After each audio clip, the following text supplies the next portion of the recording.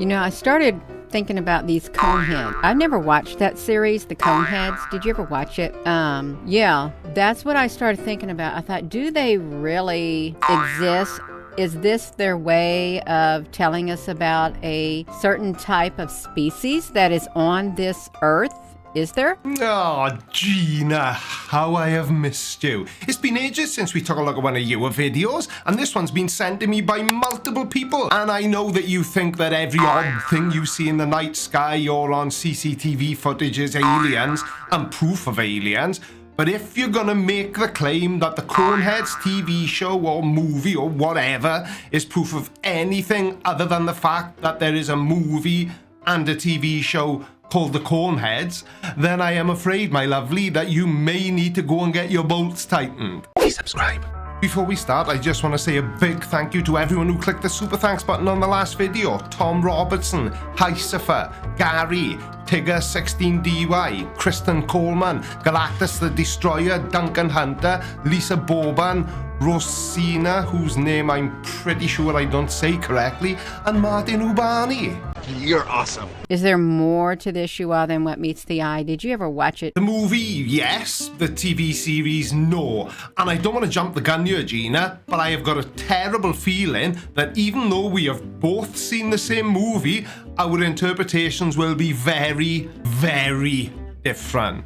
And you know how we have all this, these ancient rulers with the big old elongated heads and stuff like that. I put together a little video. Oh, goody! Now, I think she's talking about artificial cranial deformation, which is a deformation or modification, or sometimes it's called head flattening or head binding. And it's a form of body alteration or modification in which the skull of a human being is deformed intentionally, and it's done by distorting the normal growth of a child's skull by applying force, which is still a thing in some cultures and countries. But if you want my opinion, anyone who mutilates their body or part of it purely for aesthetic reasons is an idiot. What? You be doing that shit too. And I really want you to think about it and just, you know, think about how they really get the message out about lots of things they show us. They show it in the movies. They do, you all. Gina, I have said this in so many of my videos talking about other conspiracy theorists, but I'm gonna say it again, just for you. The movies and TV shows that you and people like you think have hidden truths in them, you know, movies like The Truman Show and The Matrix, well, those two movies, which get cited as evidence by conspiracy theorists, well, they're not documentaries. They are works of fiction specifically made to entertain us, not to signal to us that the earth is flat or that there are literal blue and red pills to be taken. And it's really interesting if you think about it. How do they come up with this stuff? Well, that very much depends on what you were about to say this stuff is. And based on your video's title, The Coneheads was a popular TV series, but was it more than a series? I think we can all see exactly where this video's headed. Does it have some type of truth to it? Does it have like a half-truth or something like that, you all? No, it doesn't. And if the you all that you keep mentioning are thinking along the same lines as you, then I am fairly certain that's part of your problem. And it is a problem when an otherwise intelligent lady like yourself starts blindly believing this nonsense. They're movies. That's it. I think it does. I really think it does. Well, yeah, you would. Now, I spend a lot of time perusing your channel, and it's filled to bursting point with videos just like this one. Every cloud is an alien spaceship. Every mark on a camera lens is an alien spaceship. When in reality, every claim that you make on your channel can be explained away really easily, even by an idiot like me. The Coneheads. Did the Coneheads really exist, or were they just fictitious characters that they made a TV series about? Oh dear. No, I can't believe that you even felt the need to ask that question. Of course it's fiction. It was about aliens who were trying to live as Earthlings and tell the world that they're from France. I know people from France are weird, but not that weird.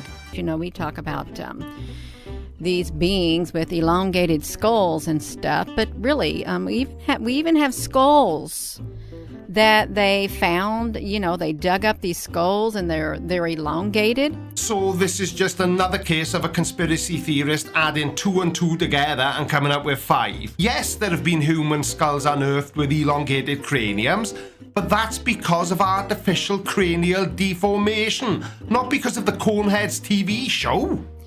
And you think, well, how did that happen? And then, they say they're really ancient, but then they say, well, it's because their skulls were like compressed and they were elongated by humans. And there's no such thing as a alien having an elongated skull. Okay. Now, for a start, maybe there are aliens with elongated skulls. Who knows? I don't. You don't, if you're honest with yourself, but you're doing it again. You literally just explained why we have found skulls that are elongated, and you've completely dismissed the actual reason in favor of a conspiracy theorist. Artificial deformation of the skull of newborns is an ancient universal tradition from Europe to the Americas, throughout Africa, Asia, Oceania. Oceania was a nightclub in Swansea. No region has escaped cranial modelling. The oldest traces of the practice date back to around 45,000 years BC in Iraq. Let's see what they call the species were the Remulakians. What am I doing with my life? I'm sitting here listening to a middle-aged woman trying her best to convince us that the Coneheads proves that aliens are here on Earth. And I know there's a lot of people who believe that to be the case, and just for clarity, I think it would be absolutely awesome if there were. But given the fact that in today's world, everyone and their nan has got a smartphone with an ultra-high resolution camera on it, where are all the pictures of the aliens that are meant to be here? There should be loads, but there aren't. Same as Bigfoot. Why is it that every single alleged picture we have of Bigfoot looks like the picture was taken on a camera from the 1960s? That grainy, black and white, can't really see what the picture is of kind of camera. And they are often known simply as a conehead. Oh, well, that's not very nice, is it? But I get what you're saying. Say what you see. Well, let's face it, it does match these skulls that are found, all over. Does it, though? Does it really? Yeah, I grant you there are similarities, but they hardly match perfectly. What the hell am I saying here? Coneheads is a movie. A fictional movie about a race of aliens from a fictional planet. Oh my word. Maybe watching so many videos from people like Gina is starting to take its toll.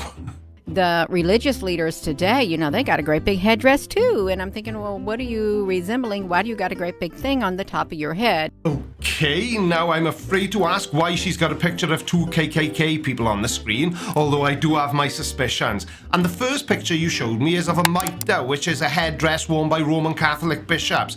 And that leads me to believe that you're about to claim they wear them to hide the actual shape of their heads. Don't say it. I'm begging you. Now, as far as KKK members, I can only assume your claim is going to be the same. But in fairness, they deserve to have their heads squeezed out of shape. And, these Remulakians, which, they do have skulls that they found that kind of resemble those, except for the great big point. Exactly. So they aren't the same then, are they? The skulls we found are kind of cone-shaped due to a body modification practice that goes back tens of thousands of years, whereas the Coneheads have cone-shaped heads because they spend hours in the makeup chair on a movie set. I wonder if they just put the point there just to do it so they could not match the skulls that were found. Oh yeah, that's why. The makers of this TV show were so afraid that people would see through what they were trying to do, they decided right at the last possible second to give the Coneheads a point at the top of their heads instead of just rounding them off. But if you look at their mouth, they have these 3 rows of great big, razor sharp teeth. They could have just as easily had 12 rows of razor sharp teeth, couldn't they? Well, they could have if the makeup budget was big enough. It's a movie! A movie! It's meant to make you smile and laugh, not question whether or not the makers of the movie were giving us clues about aliens on Earth. Is what they've got. These species have, oh my gosh, they have extremely high metabolic rate, and therefore they got to eat larger meals Now, for someone who said she hasn't seen the Coneheads, she really does seem to know a lot about the movie. Oops, there it is, that word again, movie. But okay, let's hear about why they have to eat really large meals. Those who were found on Earth were noted for eating massive quantities of food and drinking entire 6 packs of beverages at once, according to this Conehead thing. Oh, that's not very impressive. For years and years, I could do an 8-pack of Pepsi Max every evening while I was sitting there watching TV. I would have thought that an advanced civilization like the Coneheads... What am I saying? See, she's doing it to me now. And they smoke entire packs of cigarettes all at the same time. And they have a distinct style of speech, which is very fast and through their nasal, and it's monotone. They talk in a monotone type voice. Oh yeah, I hate people who talk in a monotone voice. I can't think of anything worse than a person with an annoying accent who thinks they know everything. And before you say it, I meant Gina, not me. These Rumatlians engage in behavior that, could be considered strange by human standards. Behavior that's strange by human standards? Well, if that isn't the very definition of irony, then I don't know what is. Gina, you are literally trying to get people to buy into the idea that the Coneheads movie might be real. Now that's strange behavior by human standards. In fact, it's strange by my standards. And I watch conspiracy videos for a living. And I look like this. So in their society, you see their great big mouth. And it's interesting to note that in this TV series, their culture seems to be one of dominance. And they are most certainly not above invading other planets. So I wonder, really, I do kind of wonder if somehow this TV series could be depicting an ancient species that, invaded Earth. Well, I suppose it could be, but it isn't. In exactly the same way as when you see a cloud, that isn't an alien spacecraft, is it? But it doesn't stop you from making videos claiming otherwise. I wonder if it is, and this is the way they're trying to say, hey, well, there's this fictitious species out there, and this is what they might look like, and they got a massive appetite, and their teeth are so sharp, they're also bigger than humans. Right, let's bring ourselves back to reality for just a second, shall we? Okay, Gina, let's say that you were right and the Coneheads is a documentary. Why is it that no one has ever seen a Conehead? You know, how I mentioned earlier that everyone has a camera on them 24/7? Where are all the pictures of these strange-looking creatures? Or are they also really good at hiding themselves from all of humanity? Massively bigger, but they're tall, and they're bald, and they have cone-shaped craniums, just like the ones we find, that they got on display, and that science or somebody has totally dismissed it as the practice of making the skulls look that way. You think for yourself. But I am thinking for myself. Are you? And then we got skulls that are kind of shaped like that on Earth. How on earth is that, you all?